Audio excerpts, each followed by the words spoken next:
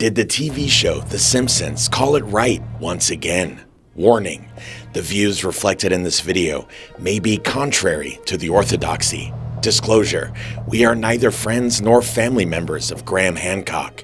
Not recommended for sensible viewers. So, what's the most dangerous show on Netflix? Is it? Or perhaps? Surely? Or even? What about bad advice? What could be more dangerous than the end of the world? Nope, none of those. The most dangerous show is... Really? Who would ever have predicted that a distinguished and professional-looking Indiana Jones wannabe, Graham Hancock, would end up being labeled as dangerous? So, what did Graham Hancock do to cause the mob to bay for his blood? He broke the first commandment. Spoiler alert, this is not about religion or even about whether Graham Hancock got it right or wrong in the Netflix series, Ancient Apocalypse. The first commandment. We're not talking about the commandment said to have been inscribed on one of the 2 tablets of stone given to Moses on Mount Sinai. You shall have no other gods before me. Also forms part of the unwritten universal law of the self-appointed elites, the demigods, that seek to control everything we think, do, and say. The hippie generation called them the establishment, that brilliant parody of modern society.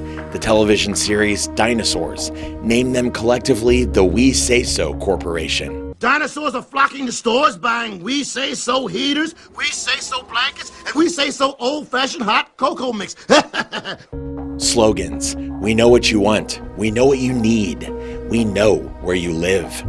𝐦𝐨𝐬𝐲 knows best. According to Villains Wiki, the 𝐦𝐨𝐬𝐲 Corporation ran everything and claimed to know everything, though in reality, they basically made the rules and by extension only knew everything because they made things up, covering up anything they didn't approve of or didn't understand, often quite badly, yet most of the population never questioned them.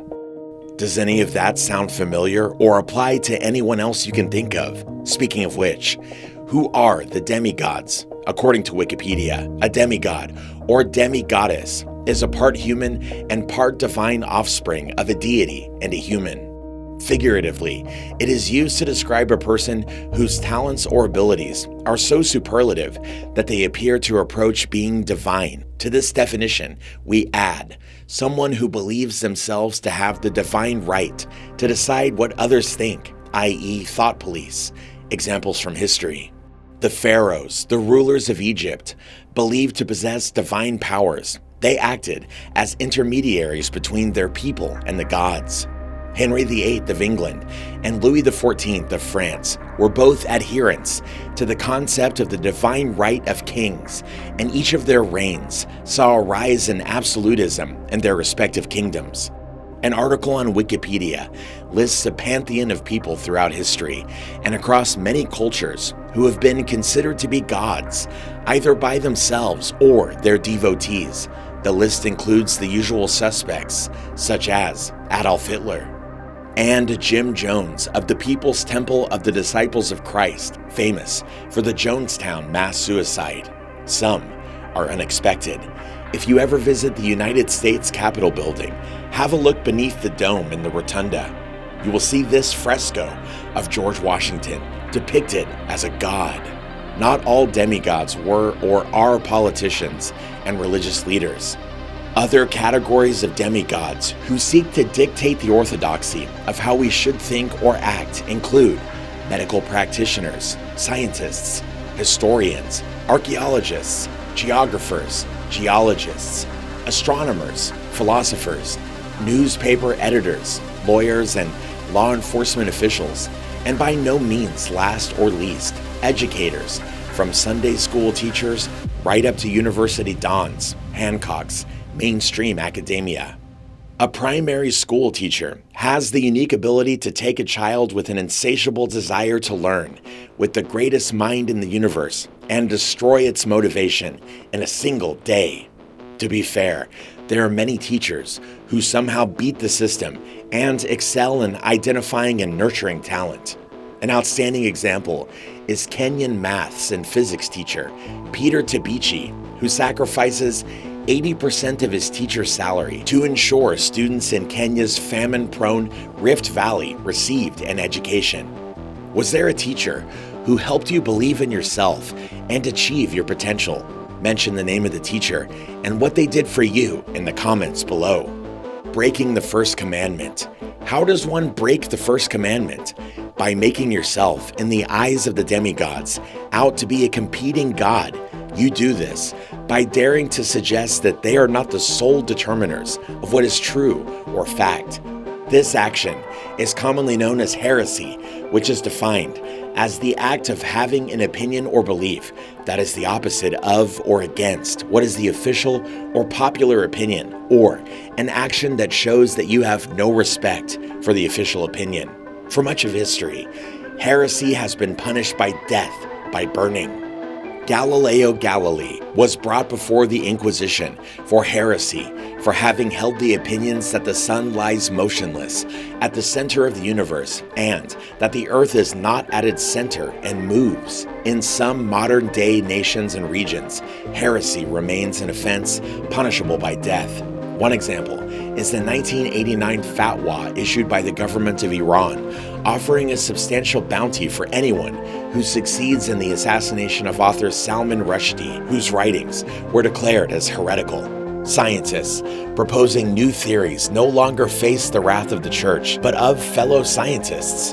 Famously, Albert Einstein's theory of general relativity undermined the most fundamental notions of absolute space and time. In the US, relativity was ridiculed as totally impractical and absurd.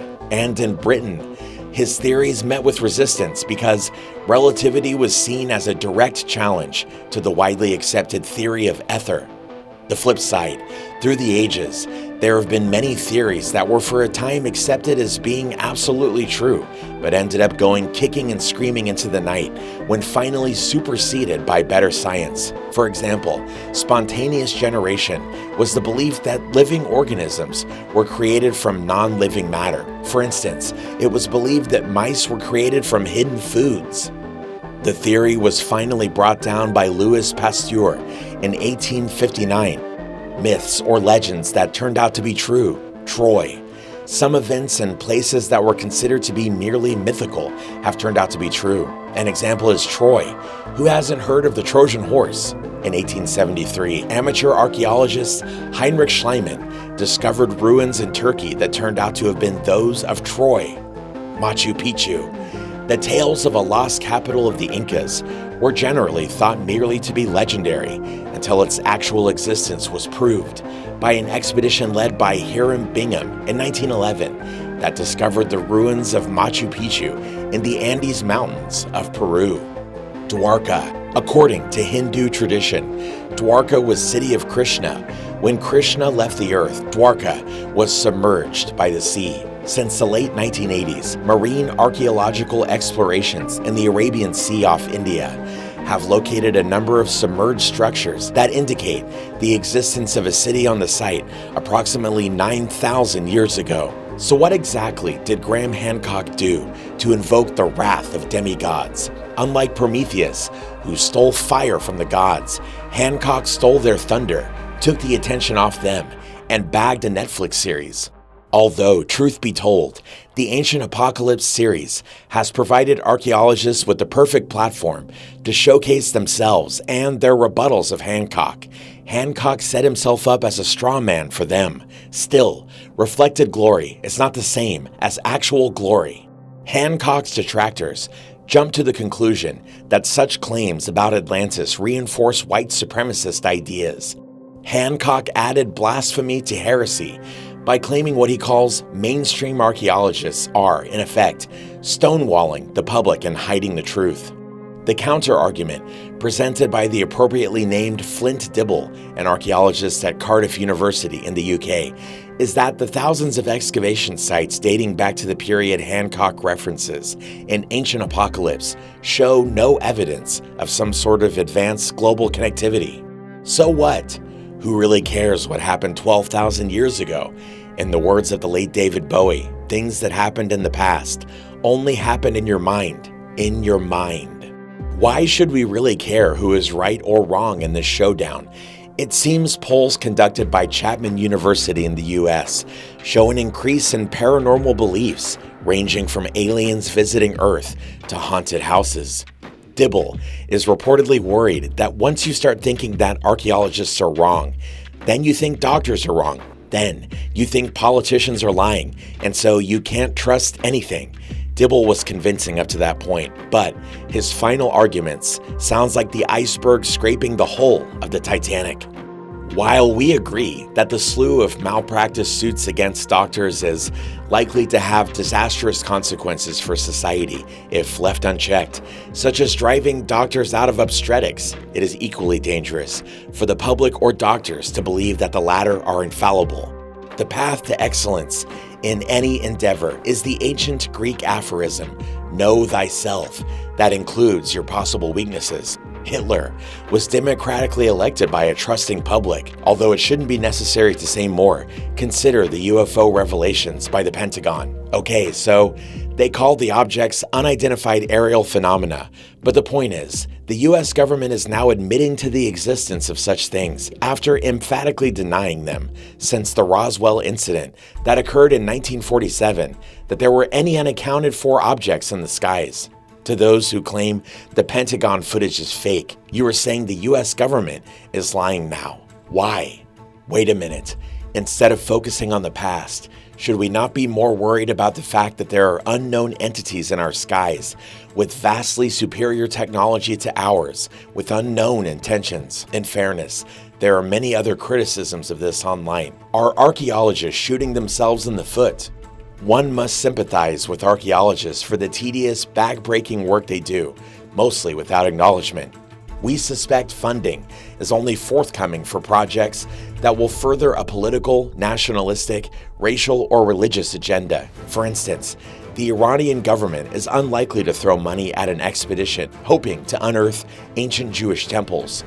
The attack on Hancock by the archaeological community does, however, seem a bit short-sighted. If the archaeologists are adamant that civilization started at, say, 1 minute past midnight on 1 January 3499 BCE, and that there is no scope for any further discoveries, are they not arguing themselves out of a job and funding and space at universities? Because one would think it would be smarter to jump on the Hancock bandwagon and say that there may have been civilizations around millions of years ago. All the archaeologists need is time and money to prove it. It works for Hancock, after all. Giving the power of discernment instead of worrying that people might be led or misled to believe by dissidents, such as Graham Hancock, should we not rather abandon the present we-say-so method of education and thought domination, and rather develop in people the ability to discern critically for themselves? This is not New Age thinking, something Hancock has been accused of by Rebecca Onion on Slate.com, but the wisdom of the ancients, for which there is historic evidence. The Greek philosopher Socrates championed rational deduction about 2,500 years ago. His approach to the analytical dissemination of ideas became known as the Socratic method. The Greeks believed concepts needed to be analyzed and questioned. The Greeks' approach has been adopted and extended by Jewish scholars like Rabbi Michael Berger, Associate Professor of Jewish Studies at Emory University. According to him, students should not take assertions as givens, but analyze basic concepts. As Moses said, "Let my people go," to believe in fairies at the bottom of their gardens, or to worship Amazonian tree frogs, if they so wish. If we truly want to unlock the mysteries of the universe, we need to have the mindset of Socrates, who famously said, "I know only one thing, that I know nothing." We know almost nothing. While Graham Hancock concedes that Atlantis is not located in the Atlantic, YouTube newcomer A History of takes the view that Plato should be taken literally as far as the existence and location of Atlantis is concerned. He goes to considerable effort to explain and justify where he believes the continent, kingdom, and city of Atlantis were located. Further, he goes on to elaborate at great lengths as to how the mainstream archaeologists are bamboozling us all. This is the best series on Atlantis we have ever seen. We strongly recommend it to anyone interested in Atlantis. It is truly binge-worthy. Okay, so the thought of ancient lost civilizations is really fascinating. Who doesn't love a good mystery or treasure hunt? Go, Graham Hancock, go. But let's be real. It will make no difference to our daily lives whether or not there was some ancient advanced civilization, because either way, we will still have to work to pay the mortgage and deal with all the frustrations of modern life. Perhaps it is better that we never know, so that we can continue to escape in our imaginations to exotic and exciting places. But if Atlantis is crossed off the list, we will always have Avatar, the Way of Water. During your life, never stop dreaming. No one can take away your dreams. Tupac Shakur.